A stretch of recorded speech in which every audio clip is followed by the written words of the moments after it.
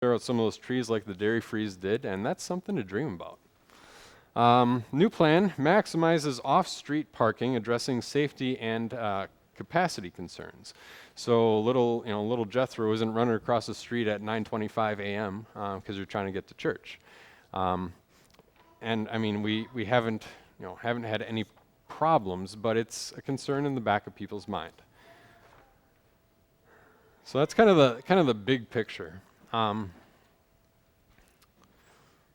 So far, so good. Yes. I'm planning on it. We're gonna have Winter Causeway built over so that yeah. The question was, will the Dairy Freeze be open between church and Bible study? I'm pretty sure we can figure something out. Maybe we can, yeah, have a tunnel on the way over there.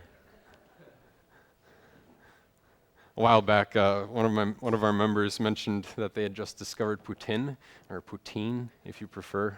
That was French fries with gravy and cheese curds. It's this Canadian delight that's your cardiologist's worst nightmare.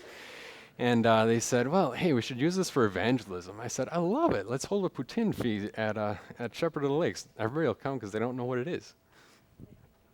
Well, what about ice cream? Anyway, getting off topic. I like buildings, I like food, but today we're talking about buildings.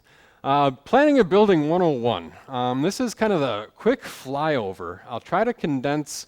I've read about 3 books for specifically planning a church building, and I get a subscription to a worship facilities magazine that they send to me for free, which is great. So the group in our synod, there's a group in our synod called Builders for Christ. They're a group of retired tradespeople like plumbers, electricians, carpenters, upholsterers, whatever the case may be. And they're retired and they just kind of travel around the country during the course of the year, set up shop down south during the winter, up north during the summertime, and build the church, or build a parsonage, or a school, or a remodeling project. At substantial savings to the congregation, because the labor is obviously professional and it's also donated. Usually, got to give them a few meals or breakfast, morning break, something like that. Substantial cost savings to the church and congregation. So our committee met with them and talked with the head guy of Builders for Christ quite a few times. They did say that they work with wood. They work with wooden structures. We'll have a better estimate from our architect in the next few months, but from everything that I've found, similar looking structure, the upfront cost of steel is approximately 1/3 higher, but Builders for Christ labor would help us realize even more upfront savings. But there are a lot of variables that go into church building, and so I'll find a better way to double check that, but think of a ballpark. They suggested they could save us about 50% of the labor cost of building the building.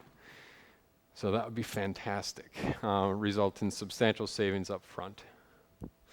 They have this binder that our committee worked through called Step by Step Through a Building Program.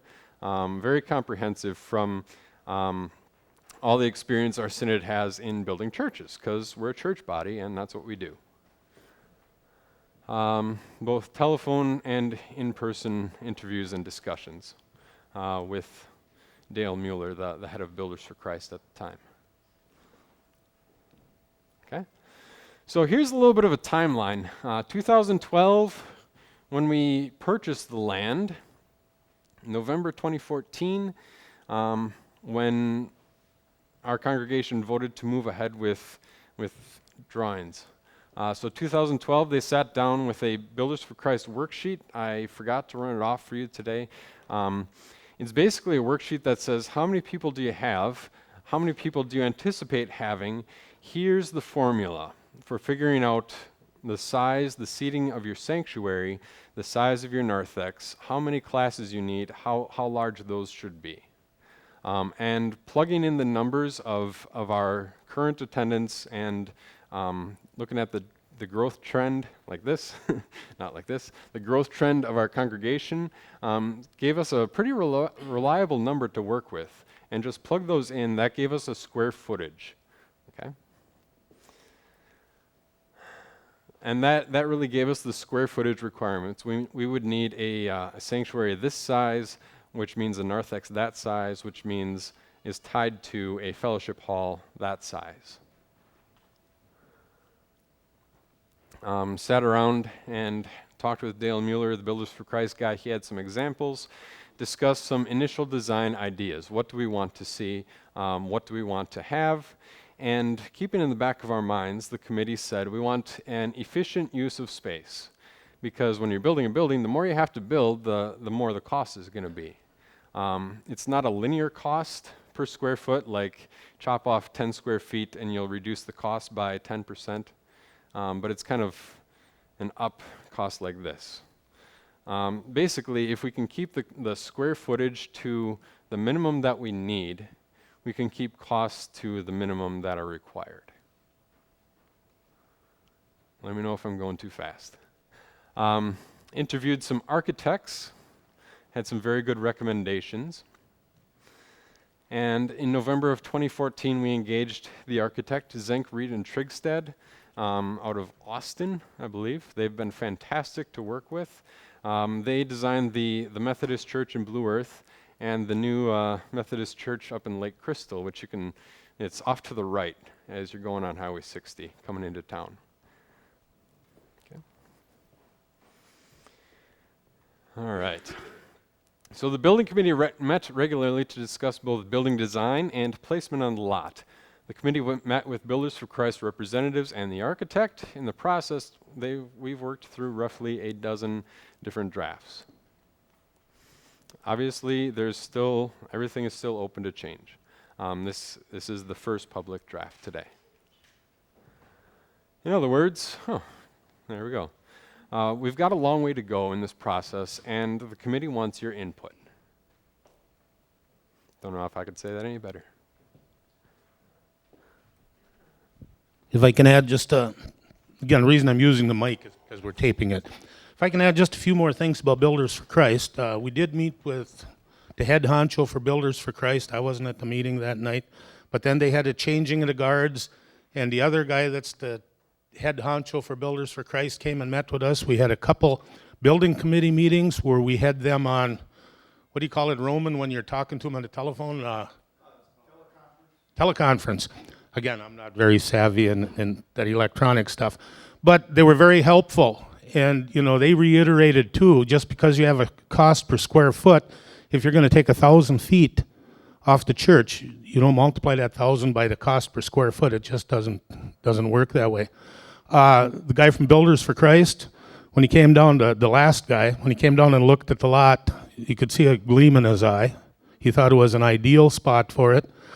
When we sent him a copy of our first draft, he commented back and he said, looks like you people have done your grounds work. I'm not saying that, pat ourselves on the back, but he said if I can make one suggestion, and that's why I sent it to him, it was another window in the pastor's office.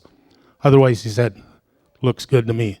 And one thing they both talked about, and the architect kind of put it into his plans, was that the sanctuary, the back of the sanctuary or the front of the church should be, or the back of the church should be as far away from noisy traffic as possible. So when we get to that part, you'll notice that that part of the church is a distance from, or the farthest distance from Albion Avenue. And Builders for Christ, when they come in a caravan of campers. And I thought, we have a trailer park. They'll just hook up to the sewer and water there, but they don't do that. You have to find someplace in town where they can park their campers, and then they hook up to one main sewage thing and one main water thing, and they require, Joy, correct me if I'm wrong, the noon meal to be served to them. Otherwise, they do the rest of it.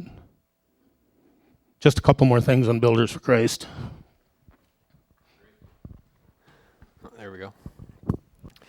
All right. So yeah, we've got a long way to go. There are a lot of resources available to us and a lot of blessings that we've seen already. So here we are today. Future point in time. Again, another timeline. Today is the presenting the initial plan, getting some feedback, revising those plans. Takes 6, 8, maybe 10 months. Take our time. We want to hear about it. final blueprints after we've kind of decided on a plan that works. And after the blueprints is when we'd have our stewardship appeal. You'll notice it's not a fundraising drive because a stewardship appeal is just using God's guidance to try and say, well, how can we pool our resources to bring God glory in this project? Then after that stewardship appeal, we'll have a good idea of the sort of money we'd have available and the sort of building we can build. And then, as needed, we would revise the blueprints after that. And then we would build. So you can see it's a long process, been working through it for a while. The feedback and revision portion will last a long time. We want to come up with a plan that will bring the most benefit to our congregation, which we'll talk about on the next slide. So far, so good. All right, so planning a building 101 still. Our building committee has discussed the bricks and mortar. Our planning committee has discussed ministry plans and opportunities. Our planning committee met a number of times over the summer this year. So if you think of the building as the glove and the ministry as the hand, the building's an empty lot of beams and bricks without you. And you're a brick in God's spiritual building project. So this building, what a wonderful glove and hand working together to carry out the ministry that the Lord has for us. There we go, a little bit of visual difference. So the goal, a building that suits our ministry and ministries that fit our building, like hand and glove.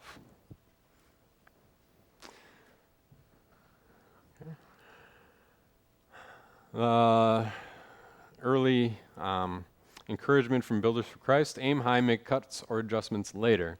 So this is what we've been aiming toward, working toward. An efficient building that surpasses our current facility in every aspect. A building that will provide for ministry expansion in the foreseeable future.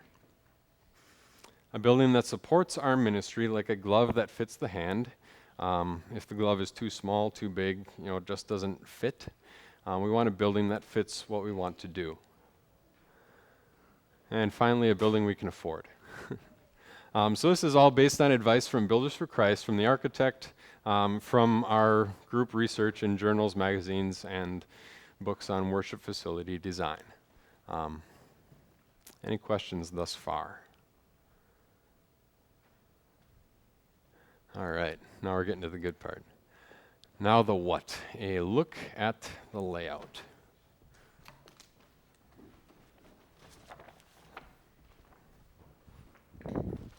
Da-da-da-da.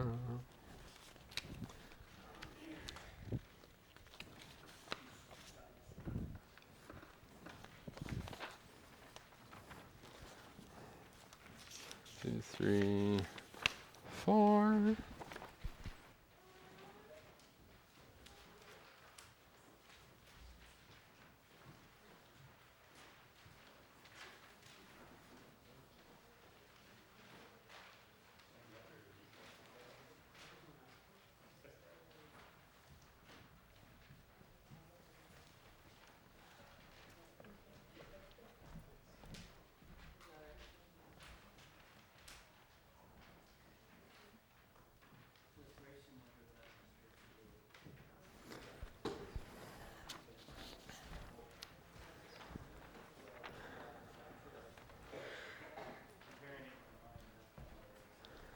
All right, so the very first side we'll look at is a side that looks like this, without rooms on it, just the layout on the lot.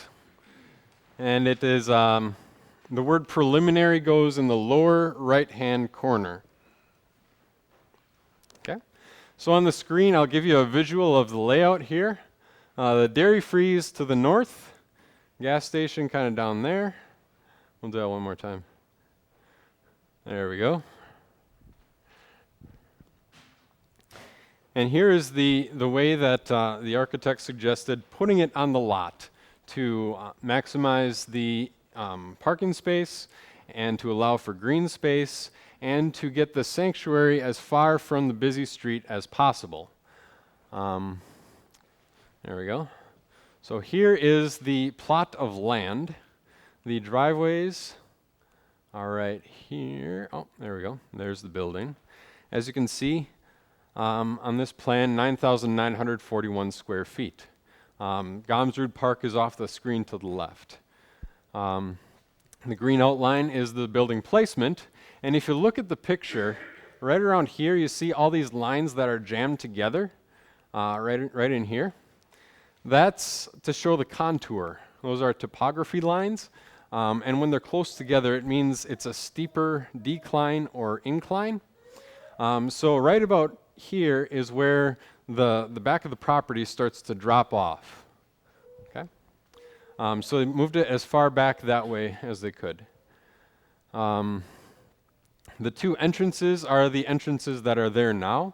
When they remodeled or repaved Albion Avenue, they made the curb cuts wide enough so that we could have in and out at both entrances. Main entrance is the front right there. There's also a secondary entrance down here at the end of the fellowship hall. We wanted to maximize the possibility for expansion and visibility and parking. Kind of in that order, because you realize expansion, the primary way we're thinking of expanding is this way right here. There's a possibility, there's some land in between here that might be for sale at some future point in time. We don't know, but an architect says, hey, there's a kind of junky Quonset hut right there that might be torn down. You never know.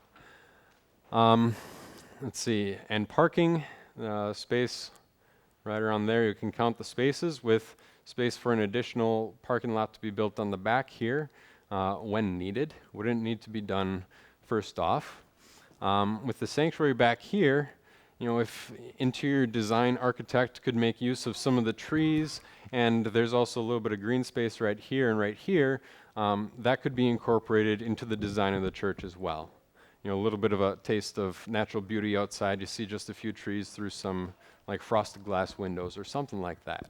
Haven't gotten to the interior design questions yet. The other note right here is a detention pond. If you're familiar with buildings, the way, especially locations around lakes, the way it works is when you put up a new building, you need to have the same amount of water going into the ground and water exiting the property as before you built your building. In other words, you need to have the same amount of, they call it impermeable surface, surfaces that water cannot go down into. So this drawing includes a detention pond where extra runoff would collect there at a rainy time and then be let out slowly. Wouldn't have to be a pond, although we could landscape it as a pond. If it ends up that we do need a detention pond, it won't be nearly as ugly as the one out by Hy-Vee or Quick Trip. They don't have to look that bad.